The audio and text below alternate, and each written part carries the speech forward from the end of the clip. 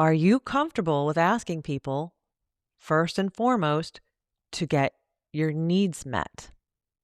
And second, to get your wants met. And finally, to get your desires in life. There will be a time that you will need to ask for something. And when you're unpracticed, that moment can be messy, ineffective, or downright regrettable. In my personal experience, most people struggle to ask for what they need, want, or deeply desire.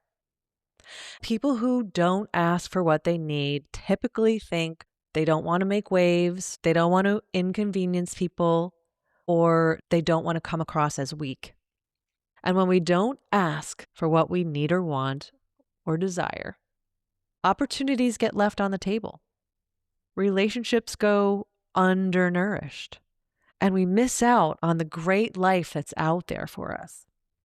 And we miss out on the life that we're meant to have. The opposite side of the spectrum from not asking is being pushy, bullying, making demands, making requirements, giving ultimatums. This is very much coming from a position of wanting to control another person. We don't know how else to get what we want and need, so we try to manipulate or control them. And nobody likes ultimatums. No one likes someone else trying to push them to do things. Asking for what you need and want is a skill. And like any skill, it can be learned. Today, we'll dive into how to ask so you get what you need, whether it's help with a project or your deepest personal desires. We're going to explore how to ask confidently and clearly and in a way that's effective, relationship building, and true to yourself. In a way that has you showing up as the person you aspire to be, not someone who's fumbling or failing or coming across as weak. And also not being demanding, controlling, or bullying.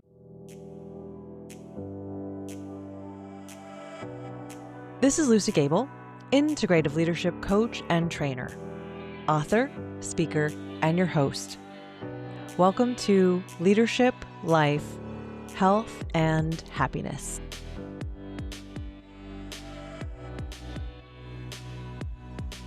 Just last week, I was talking to someone who was telling me about their desires on a personal level, saying, I really, really wanted this thing. I know it's selfish, but this is what I would have loved to have happen. They had a big desire, and they didn't know how to ask.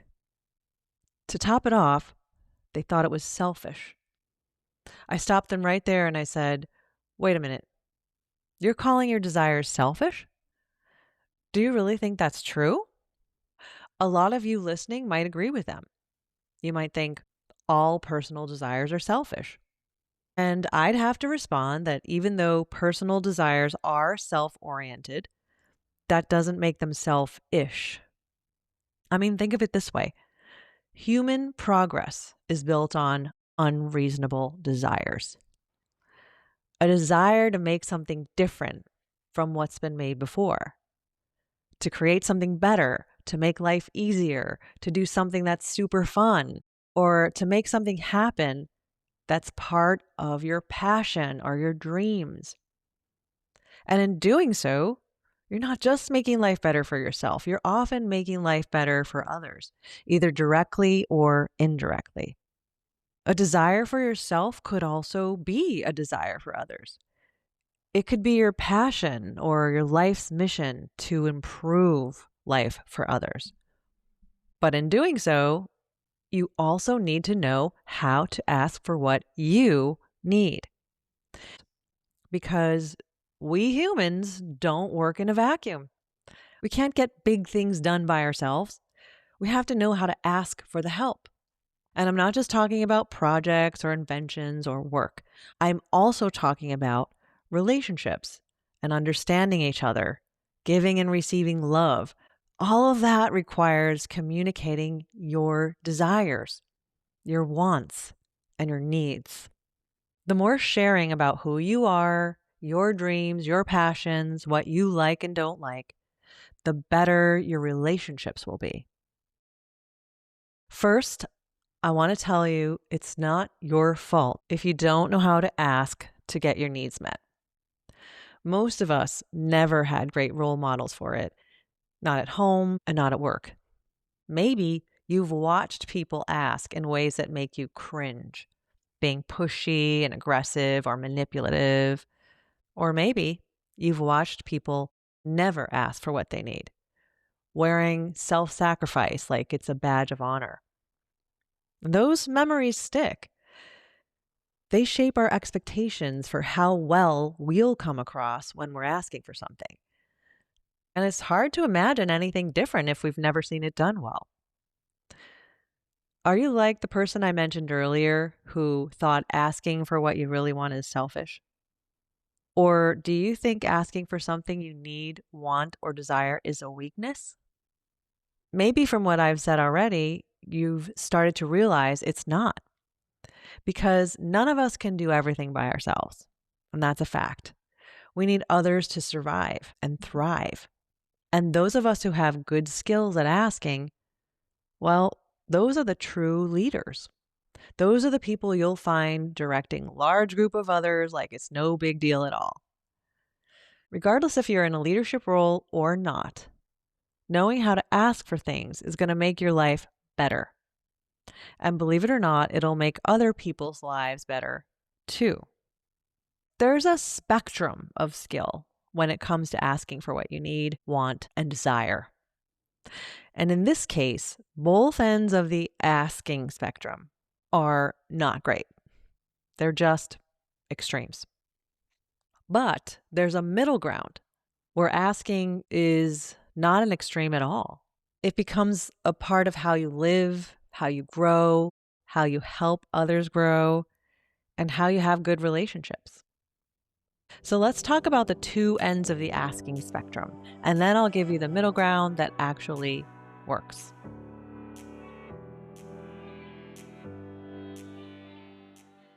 On one side, there's not asking at all. Let's say this is the left side of the spectrum. What happens when we don't ask at all? Well, people who don't ask for what they need typically think they don't want to make waves, they don't want to inconvenience people, or they don't want to come across as weak. In any case, if you're someone who doesn't ask for what you need, holding yourself silent means you have to play small. You don't get what you need to succeed, and that's at work or in your personal life. You don't get to have all that's possible for you. In a work situation, that will hold you back from promotions and career growth or business growth. In personal situations, whether it's friends or family or spouse, it will put a wedge in the relationship. It's quite the opposite of what people are going for when they stay quiet, but that's what happens. Because over time, your needs remain unmet, resentment builds up, and you end up unhappy in a relationship.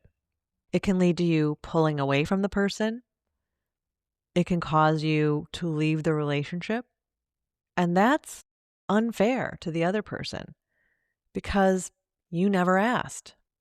You left them in the dark and they never even knew you wanted something and they never had a chance to give it to you. It's a lose-lose all around, just all around lose. Let's move on that spectrum from the left just inches to the right, just a little bit. Typically, the next step up from not saying anything is hinting. And that's not much better because typically what happens when people pass hints is that the person they're passing hints to just doesn't get it because it's only a hint. It's not direct. It's not clear. And you probably know from listening to my podcast that everybody has different ways of deciphering messages and reading other people. And we all have different ways of assuming things because we were all raised in different environments. So you passing along a hint has just about as much opportunity to succeed as throwing a rock in a river and having it float. What it's most likely going to lead to is more frustration. And it's sad because I've watched relationships deteriorate when someone is passing a hint and the other one is not getting it. And usually the person passing the hint also passes judgment on the person who's not getting it or not understanding it. But the person who's passing a hint never really gives the other person an opportunity to answer their wish or be someone that's helpful. So if you're moving from not asking anything at all to starting to ask, just skip right over that step of passing hints. It's not useful. Use what I'm going to share with you here to start building your skills on asking. Let's now go all the way over to the other side of the spectrum. If we were on the left, we're going to be on the right now. So the opposite side of the spectrum from not asking is being pushy, bullying, making demands, making requirements, giving ultimatums. And I'm sure you're familiar with what this feels like and what it looks like. This is often what we see in the workforce. People go into a leadership role, they have no training in leadership, they've never had any examples of what good leadership is, and all they know is that they need to get things done by making other people do things. And their examples are all the other leaders around them, usually making ultimatums. Something like, either you do this or you get fired. Either you do that or you don't get a raise. Other ultimatums are when we say things like, if you do this, then you'll get a promotion. If you do that, then you'll get more money. You can also call these carrot and stick motivations.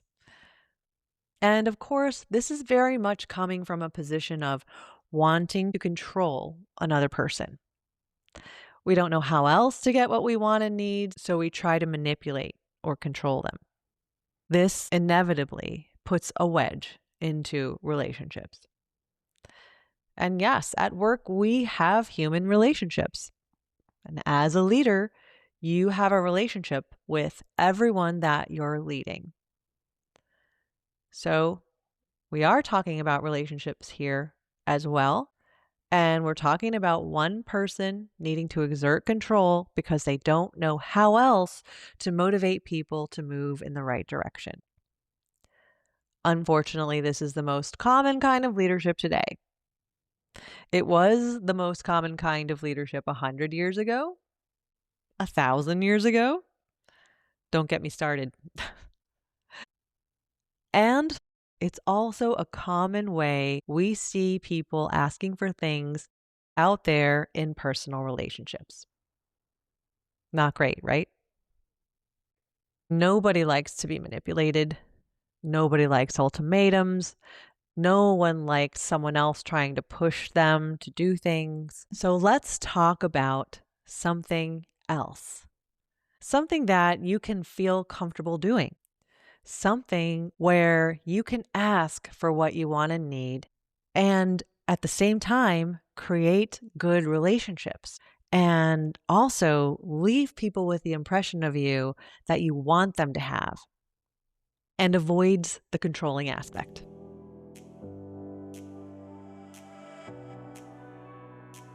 Before we go any further, I want to tell you that I did 3 segments on the neuroscience of human motivation. That would be episode 37, 38, and 39. Those episodes were filled with scientific research on how people's brains are wired to be motivated, how your brain is wired to be motivated. And if you know how motivation works in human beings in general, you have a much better opportunity of motivating people and doing it in a good way. So if you're interested in diving deeper on this, head on over to those episodes when you're through with this one. I'll put the links in the description. Here's my 3-step framework for asking. I developed it over years of trial and error and a lot of conversation. So I'm not putting a whole lot of research into this one. This is really personal and it's coming from my history and experience in my leadership roles and in working with other people now in their leadership roles. Now, remember, this is a framework. So, based on your personality, you're going to do this in your own style. Let's just say I'm giving you the bones and you're going to put the meat on it. If you want to grab something to take notes, now's your time to press pause and come back. So, here are the 3 steps. First, ask a question about their experience or perspective. This opens their brain to conversation and shows that you value their input. Second, share about you. Be vulnerable. Explain why you're asking, the stress you're going through, the effort you've already put in before you came to ask them the question. And then finally, third, make the ask. Be clear and direct, but warm. From my experience, when you ask this way, the world really opens up to you and we get really good results. And naturally, when I do these kind of episodes, I like to give examples so you don't just walk away with a framework and a theory and then have to figure it all out on your own, what it might look like. So I'm going to provide some examples now. And of course, these can't be exactly what you need, but they're just going to be a good opportunity to see what it's like in real life or in a situational sense. So, first example, let's say you need someone to help you with a project at work. You've worked hard at it and you're coming up on a deadline. You know, a colleague has a report that would really help you to finish your project, and you'd like to ask them if they'd mind sharing some of the data.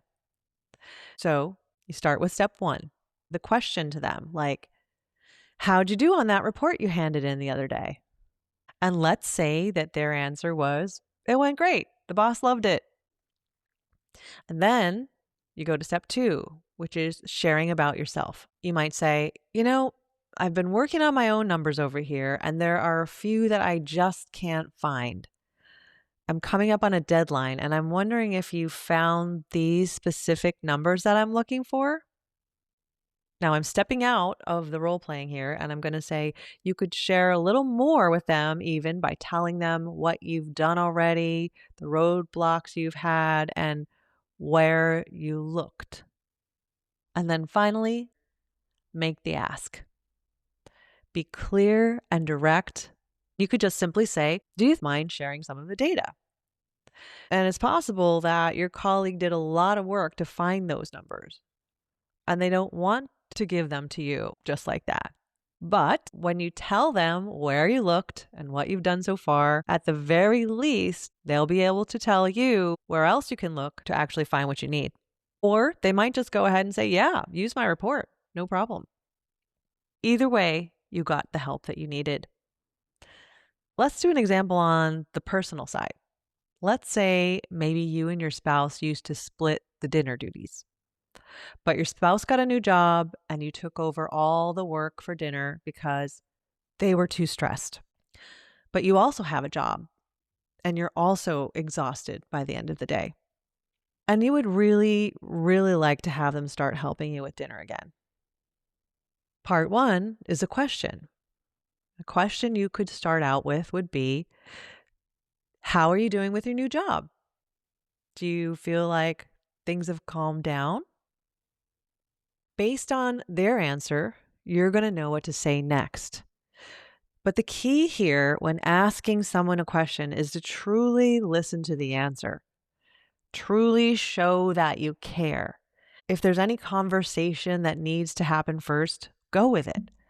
Don't just ask and with the first sentence that comes out of their mouth, throw in how you're feeling and what you need. Give them some attention first and make it real. Well, let's pretend that they said, everything's great. I'm feeling really plugged in. Things are smoother now. After you've given them a generous share of attention and even celebrating with them the fact that they're doing well and things have calmed down at their new job. Then you go to part two, which is sharing something about yourself. You might say something like, I took over the dinner and the cleanup lately because I really wanted to help take the stress off of you during this new time period when you were just starting up. But I've actually started feeling overloaded lately and I'd love to have some help again. Then the ask, do you think we can start doing dinner together again? And if it feels right, you say, honey, love, sweetie at the end. That's my style. But of course, you'd put your own style into it. There will be situations where you don't have to do the first part. You don't have to have a big conversation about the other person. And that typically comes after you've practiced this for a while. It's not going to be every situation, but you'll learn how to get a sense for when you need to be more generous with asking and listening to them and when you don't. I'll provide a couple examples on the shorter versions so you get an understanding for what that looks like too. And we'll use the same work and personal scenarios that we used last time. Let's get into the work situation first. This would be if you're in a leadership role where people expect you to ask them for things. Or this is in a situation where you know each other well and an ask like this is expected, not unusual. It's not coming out of the blue. Maybe you're working on a project together and you're speeding along, and you could just simply say, can you grab these data points for me? And can you make it within the next couple hours because we're really moving fast on this and I need to finalize it tonight. There you go. That wasn't a demand. It doesn't make the other person feel uncomfortable, but you've given them the background so they know why you're asking and you made the ask without bullying, forcing, or giving them an ultimatum. Let's return to the spouse situation. You could be out at a restaurant or watching TV, just having a fun time, and you see something that has to do with food. Obviously, at a restaurant, there's a lot of food around. You could say, honey, you know what I would really, really love? And they would respond with curiosity. They would say, what? And then you could say, it would be so cool if you made me dinner sometime. I think that's such a romantic thing to do. To me, it just feels like the ultimate expression of love. Now, that's a playful ask. What in there doesn't make your partner say, heck yeah, I'll do that for you?